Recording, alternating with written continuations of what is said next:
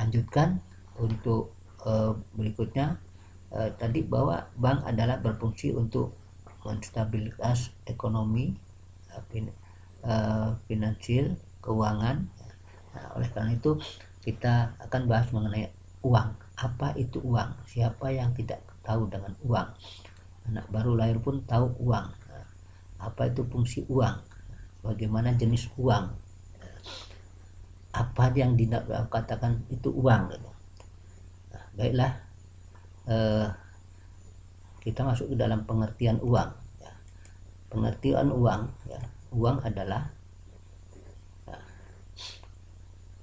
secara luas, ada secara sempit, ada secara luas.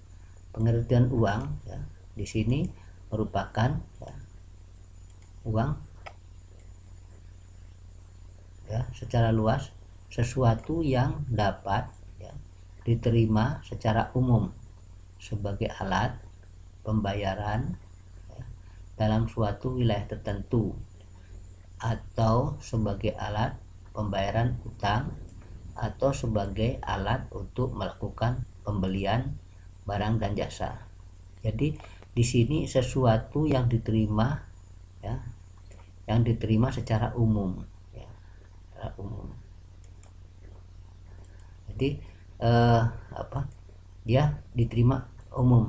Jadi kalau tidak umum bisa jika tidak sebut dengan uang, kan gitu. Karena orang lain tidak bisa menerima, kan gitu.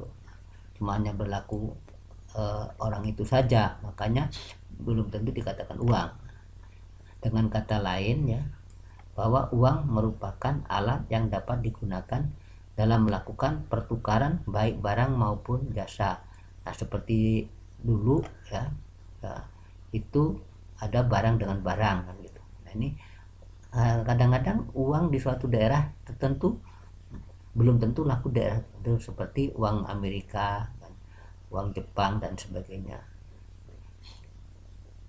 Nah, perlunya uang untuk apa? Mengapa uang itu perlu? Siapa yang nggak perlu uang? Mengapa uang itu diperlukan? Apa kendala yang sering dialami seperti dengan sistem barter? Kemudian apa manfaat yang dapat diperoleh dengan adanya uang? Kita perlu masuk ke kriteria uang. Kriteria uang, syarat dapat dikatakan sebagai uang. Yang pertama ada jaminan. Apa sih jaminannya? Jaminannya ia bisa diterima oleh umum. Kemudian disukai umum. Siapa yang nggak suka? Pasti suka. Nilainya stabil, 100 rupiah 100 rupiah, 1000 1000, 10.000 10.000. Nah, kemudian mudah disimpan. Kalau uang kan gampang disimpan di dompet, di bantal dan lain sebagainya. Kemudian mudah dibawa-bawa, nggak berat.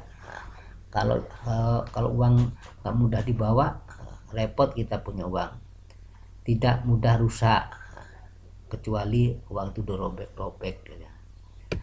Mudah dibagi, artinya mudah dibagi itu bukan lembaran dirobek di ini artinya hitungannya misalkan 100.000 bisa dibagi ditukar dengan 50 ribuan, kan gitu. Supply harus elastis, jadi nggak kaku, nggak bisa dikantongin. Nah, yang ini fungsi daripada uang, alat tukar menukar. Nah, di sini misalkan si A dengan si B mau melakukan transaksi barang sebagai tukar menukarnya alat uang, satuan hitung 10, 20, 30. Kalau orang di kampung-kampung 1000 itu sejuta gitu. Juta dikatakan 1000. Berapa kamu jual? 1000, berarti sejuta, kan. Satuan hitung, kan gitu. Nah, terusnya penimbun kekayaan. Bagaimana sih orang yang punya uang ditimbun kekayaannya untuk disimpan di bank atau simpan bawah kasur, kan gitu. Penimbun kekayaan, standar cicilan utang. Jadi apalagi di kampung-kampung banyak orang jualan barang-barang dengan sistem kreditan. Nah itu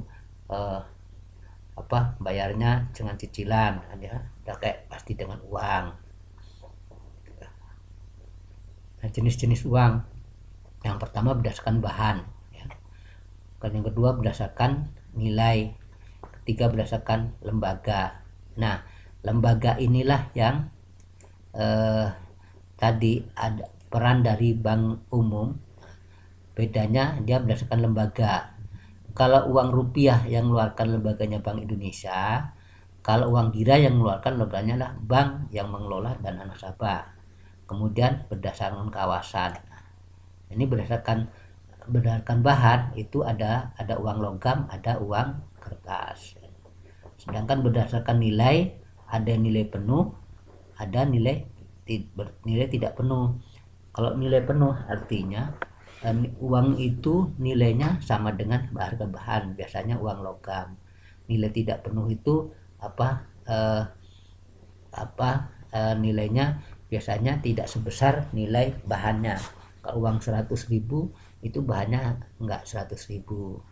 Berdasarkan lembaga, uang kartal, yaitu yang mengeluarkan uang kartal ini BI, sedangkan kalau uang giral yang mengeluarkan bank-bank pengelola dari rekening giro banyak.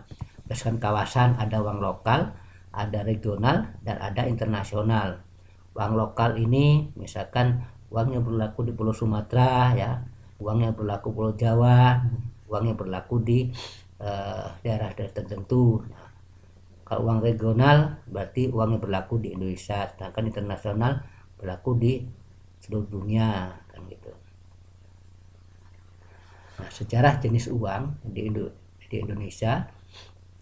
Jadi di Indonesia itu perkembangan jenis mata uang yang beredar di Indonesia setelah tahun 45. Nah, itu tahun 45 masih berlaku uang yen, Jepang, karena kita masih jajah Jepang. Kemudian berdasarkan hukum darurat nomor 20 tahun 51, ya, tanggal 27 September 51 ditetapkan alat pembayaran yang sah adalah rupiah kecuali Irian Barat. Nah, siapa yang nyetak uang waktu itu? Kan sejarah bank pada waktu tahun 46 itu pemerintah Indonesia mendirikan suatu bank yang namanya Bank BNI. Nah, waktu itu tahun 50 ini BNI sebagai pelaksana pencetakan uang. Nah, tahun 51 dengan dengan istilah RIS, ya, Indonesia Serikat, pindah ke ibu kota pemerintahan negara RIS, pindah ke Jogja. Bank BNI juga pindah ke Jogja, di sana mencetaklah uang. Kalau kebetulan kalau Bapak sudah melihat mesin alat cetaknya yang dulu digunakan oleh BNI, itu di Museum BNI Jakarta, alat yang digunakan untuk nyetak uang. Kemudian Undang-Undang Pokok Perbankan nomor 13 tahun 1960 ditetapkan satuan nilai hitung uang Indonesia rupiah dan disingkat Rp. Jenis mata uang. Jenis mata uang sebelum dikeluarkan dua undang-undang tersebut adalah, nah di sini banyak nih, ORI, ya, yang berlaku di Pulau Jawa. Tadi sudah nih, ORIPDA yang berlaku di daerah Banten, URIPS yang berlaku di sebagian Pulau Sumatera, URITA uang yang berlaku di Tapanuli, URIPSU yang berlaku di Sumatera Utara, uang rupiah URIBA Indonesia Baru Aceh berlaku di Aceh, UDMP uang Dewan Mandat Pertahanan daerah Palembang berlaku di daerah Palembang. Nah, ini salah satu jenis-jenis uang yang ada di Indonesia waktu itu. Nah, sekarang udah rupiah. Nah, demikianlah penjelasan sedikit mengenai rupiah. Nanti Bapak akan kirim dari lembar penjelasan, ya, dalam bentuk WS.